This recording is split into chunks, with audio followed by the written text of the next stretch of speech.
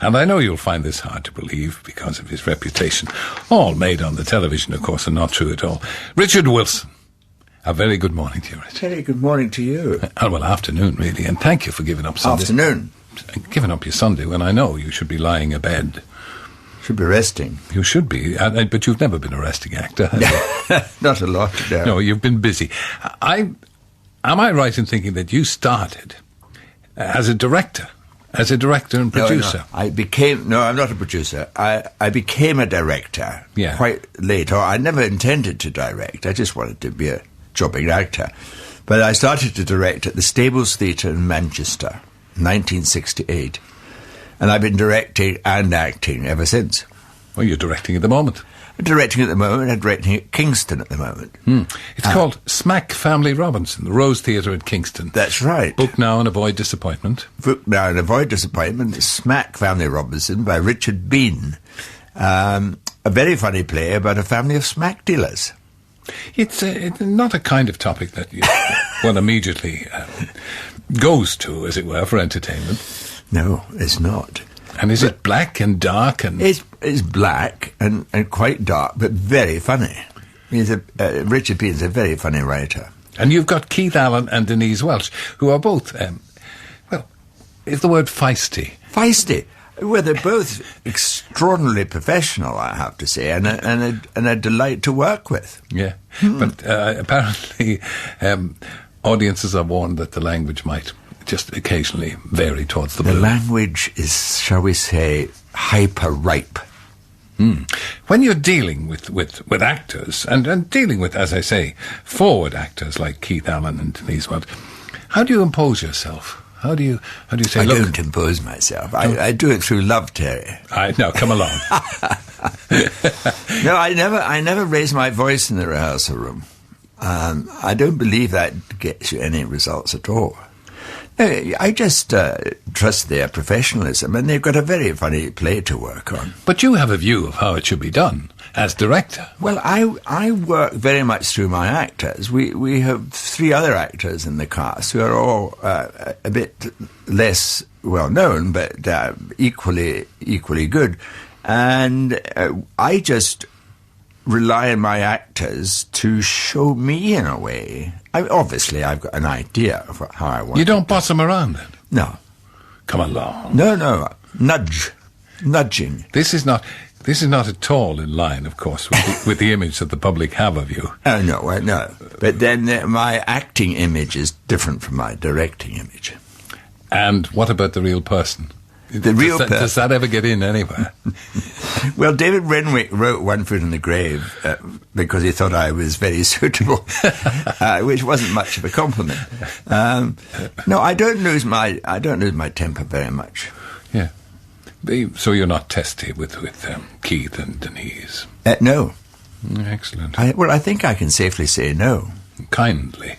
How does directing, you're still acting, of course. Yeah. And which do you like? Which is your favourite? Well, I don't want to be clever, but I like to do both. I like to mix it. I'm quite good at changing hats.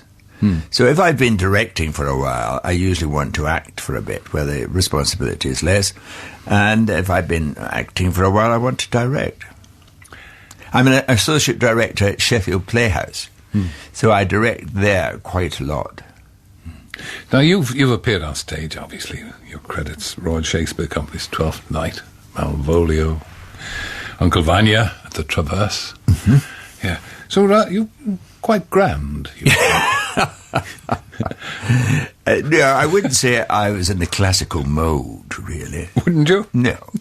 I'm much more light entertainment, One Foot in the Grave type, I think. Do you miss that?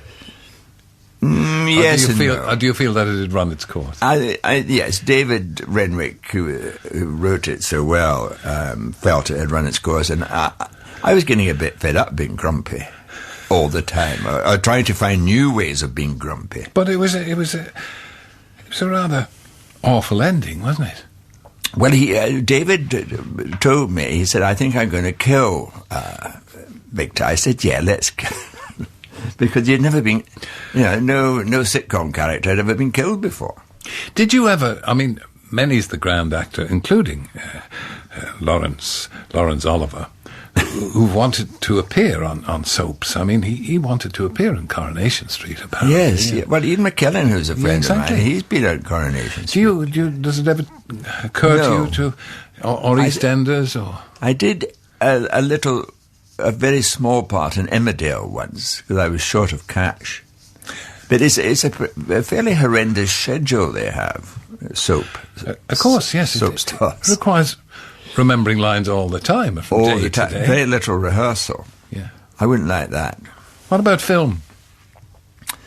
Yes, well, my film career never took off, Terry. Really. Why would that have There certainly can't be anything wrong with you visually. The only big film I did was Passage to India, which I had a great time at. David Lean directing.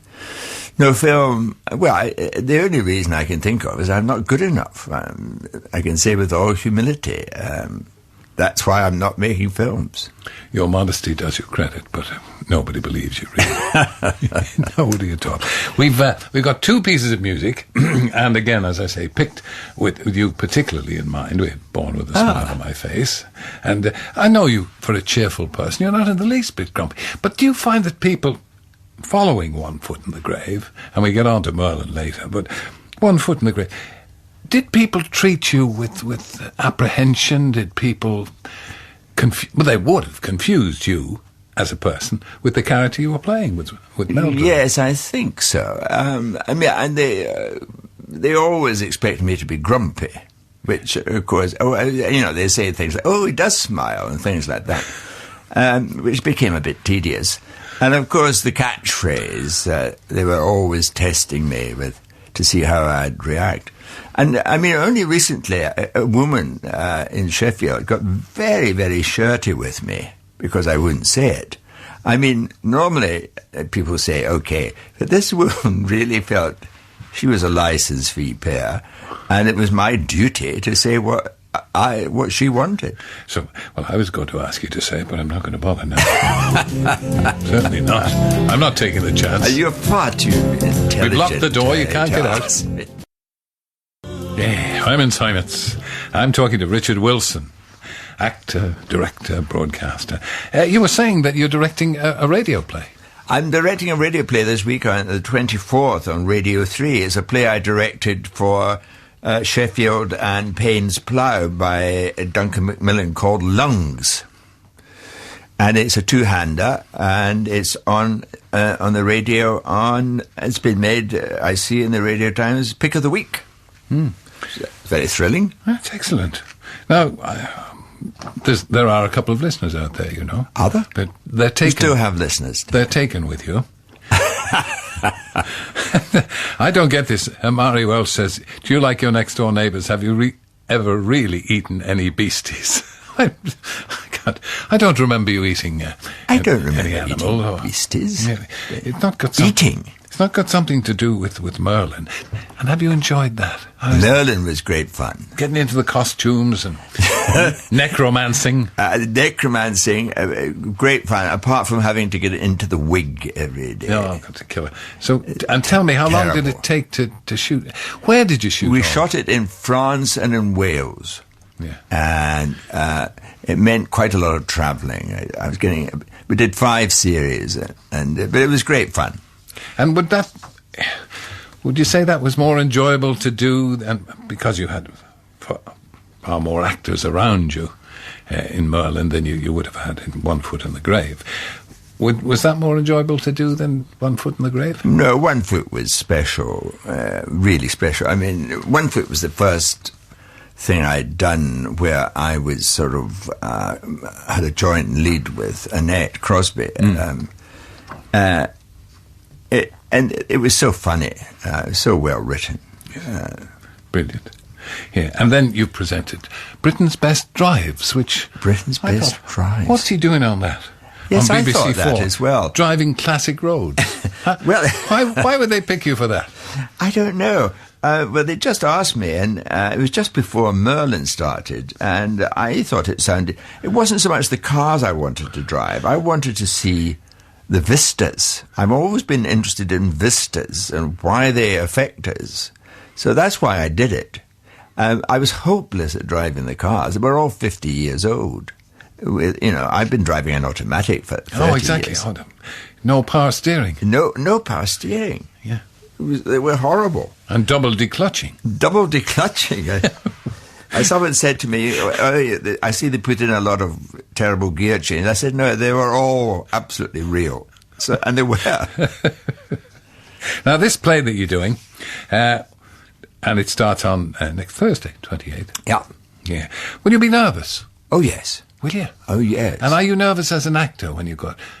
Well, somebody said to me once, do you prefer acting or directing? And I said, I prefer directing because I can have a drink in the first night. And they thought I was joking. But I will have a drink in the first night to try and calm my nerves. Of course I'll be nervous because it's a very funny play. And you're hoping for the laughs in the right place. You're hoping for the right... And they won't be in the right place. They'll be in different places. You know the old cliché question, which is the most difficult to play in comedy or drama? Well, I would say drama, of course, because, I suppose comedy is my bent, in a way. I find comedy... You know where you are in comedy much more. Well, as a little boy, from Greenock... Greenock, we say. Oh, Greenock. Sorry, it's Greenock Terry. in Glasgow. Sorry to... Greenock. Greenock near Glasgow, yeah. Yeah. So, what about the family? Did they encourage you to act, or did you just sort of decide, well, I wasn't... I shall be an actor? I did acting at school because we had a theatre in the school, a stage in the school. I never knew I'd become an actor. I didn't tell many people in Greenock that I was going to be an actor. Well, they would have scoffed at you. They would call you a big Jessie. Don't be daft. So I waited for a while until I came to London before I went to Rod. I was 27 when I went to Rod. I was quite old. A late developer. And look how well it's turned out.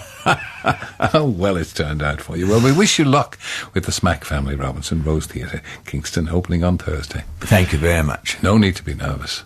I'm okay. sure with that cast and you as director, it'll be terrific. Thanks, Terry. Richard Wilson.